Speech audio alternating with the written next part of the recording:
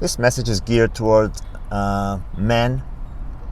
I want to explain something to you that will help you understand how women look at marriage to a man that is financially more capable than they are.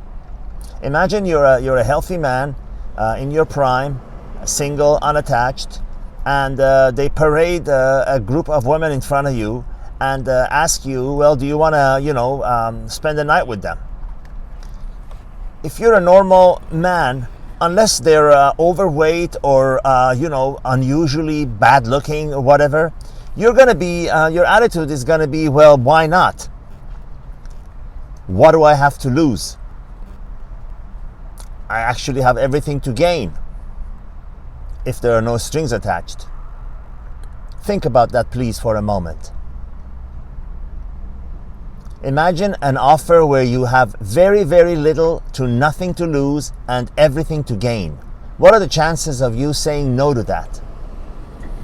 Now put yourself in place of a woman living under the divorce laws of the West, where we know everything is on the side of the woman.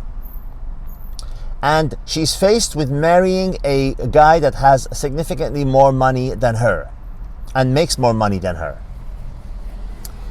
That is exactly how they look at it. What do I have to lose? And actually, I have everything to gain. Not only will she be enjoying a higher life standard, standard of living, he's going to have a better home, he's going to be getting her a nicer car, they're going to go eat in nice restaurants, they're going to travel to nice places, they're going to stay in five-star hotels, and just a higher standard of living in every way that she has now. What does she have to lose? Nothing. She has everything to gain. And on the outside chance, which is actually a very good chance, that it's not going to work out. Well, that's even better. She gets at least 50% of everything that he's earned from the time they were married. And it doesn't end there. According to the divorce laws of the West, she's entitled to the lifestyle that she was used to while she was married to you. Not the lifestyle that she was born with until the day that you guys got married, but the lifestyle that she got used to while you guys were married together, and the lifestyle that you provided for her. So if you spent $150,000, $200,000 a year on her, on cars, travels, clothing, pet costs, you name it, you're responsible to maintain that. Depending on the number of years that you were married, it gets uglier and uglier and uglier, up to a point where in many states in the US, as some of you well know, if it's 12 years, that means you will very likely have to pay for her alimony, as well as child support if she has them, alimony for the rest of her life or until she gets married. So think about that, please. Now, the reason I bring this up is because I want to make you understand that the divorce laws of the West has made women into thinking that way. Now, if they were living in other places where there were no such divorce laws, then if she got divorced, she would get nothing. So it's not the same.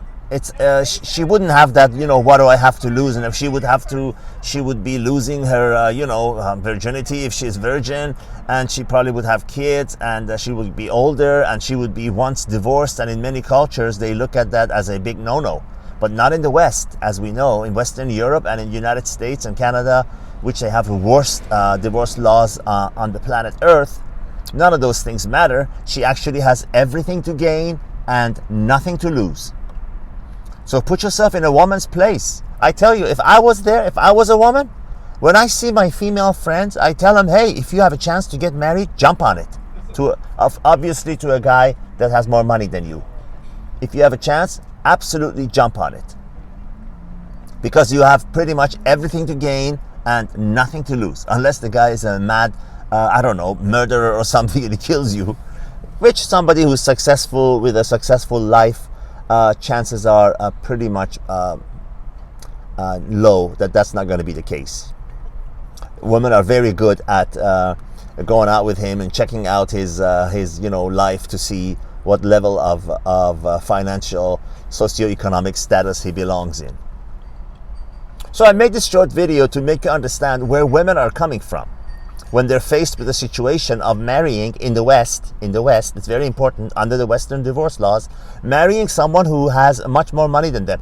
And I say this because I have personally, indirectly experienced through my friends, women that have married men that were, not necessarily good looking. They were older, they were heavier, and she was much prettier and everything. And the marriage lasted barely 18 months. But boy, did she walk away with a good chunk of change. Let that sink in.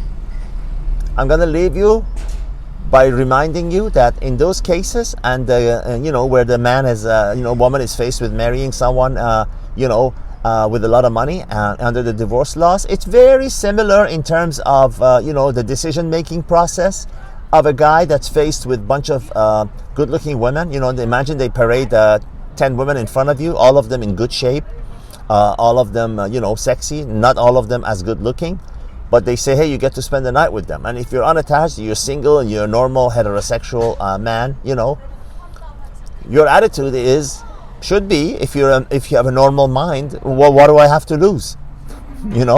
At worst, I get tired of her the next morning and I tell her, bye after breakfast. All the best, gentlemen. Till the next episode.